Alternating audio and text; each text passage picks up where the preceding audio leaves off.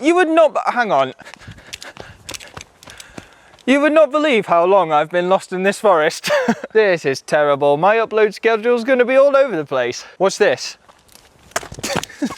Yeah, take that, nature. Big Mountain, not just the prospective name of my animated film, but also what I'm going to be drawing today. No, despite being one of the most integral parts of my film, it's actually a thing that I've been neglecting for a while, just because I'm not really sure how to tackle it. I've obviously focused very intently on the different locations we'll meet as we travel up the mountain, but it's been a really long time since I've taken a big zoom out and tried to draw the mountain in its entirety. So I am going to be attempting to do that today. So let's just get into the drawing, shall we? I'm going to go back to the tree realm from which I came. See you at the end. Can you still see me? Oh no, oh god, that's embarrassing.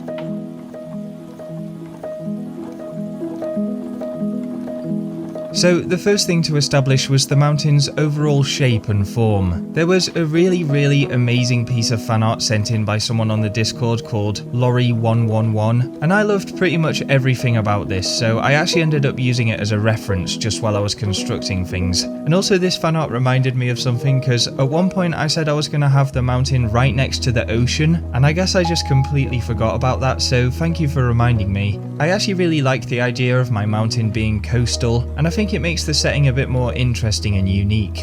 Anyway, the other main reference I was using while drawing this was the Matterhorn, which is a real mountain from real life. I'm lucky enough to have been able to see the Matterhorn in Switzerland, and it is a sexy ass mountain. Like, this is probably neck and neck with Mount Fuji for being the most satisfying mountain in the world. I specifically enjoy the way its ridges kind of twist as they come down, so yeah, that was definitely something I tried to factor into my design. And then one of the other biggest hurdles was figuring out how to deal with the middle section of the mountain, because for whatever reason I stupidly decided I wanted a big canyon area filled with these giant stone stacks, which is great and everything, but you don't usually find those halfway up a mountain. It doesn't really make any geographical sense. So the solution was just to make the mountain really spiky in the middle. I guess we could say that at one point in the mountain's history, this whole area was a big glacier, and as the glacier melted away, the harder areas of rock were left behind, hence the big stone stacks that we see today.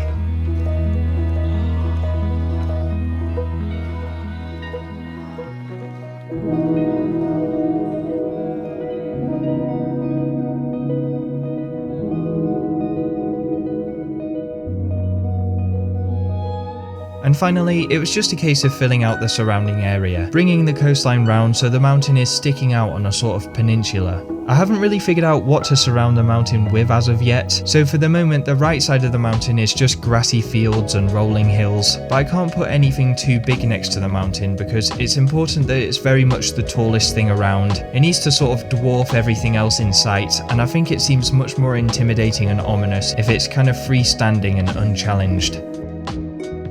So now I guess I'll talk about the colouring and shading. I didn't really know what I was doing. Obviously, I knew the mountain had to be more shaded on one side depending on where the sun was, but then in terms of drawing in all the detail and all the ridges and valleys, that was very much all guesswork. For the most part, it did pan out okay in the end, but it took some time figuring out. And another thing I found challenging was working out how to transition between the different terrains in a smooth and cohesive way. Because doing this, it really hit home that I have gone quite extreme with the different biomes and locations I want in my film, which is by no means a bad thing. It just means that I need to figure out a way to make it feel like it all connects together, because particularly the colours of these areas are quite diverse. I suppose if nothing else, this mountain certainly can't be accused of being boring, so that's good. But there we are, that's the final piece. I realised this was a bit of a short one today, but there's not too much to talk about in terms of lore because it's really just bringing together everything I've talked about up to this point. I am mostly happy with how this turned out. Maybe the lighting could have been a bit better, sort of more dynamic. I do think the clouds kind of brung the piece together a bit more, so maybe I should have spent a bit more time on them. But this is the big mountain, everyone. The most integral part of my film, a big mountain. I hope you liked it. I hope you think it's big. I hope you think it's mountainous. And I'm going to end this voiceover here because I am very tired. Okay, bye. So guys, we did it. Don't ask me how I've managed to find a shopping trolley in the middle of nowhere in 2 consecutive episodes of this series. You might be thinking they're the same shopping trolley. This one's from Morrison's, the other one's from B&M. Other supermarkets are available, of course. Don't want to get in any trouble with big supermarket. So yeah, with this one, I'm actually kind of intrigued to see other people's take on the big mountain. So if you do want to do any fan art or any work of your own, then please do send it to me on the Discord in the Show Us Your Art section. I really do appreciate it whenever people send me stuff like that. You can also support this movie idea on Patreon if you're feeling really kind and generous. Thank you so much for the people that do that. Your names will be at the end. And I guess that's it for today, and I'll see you all next time. Jude, away!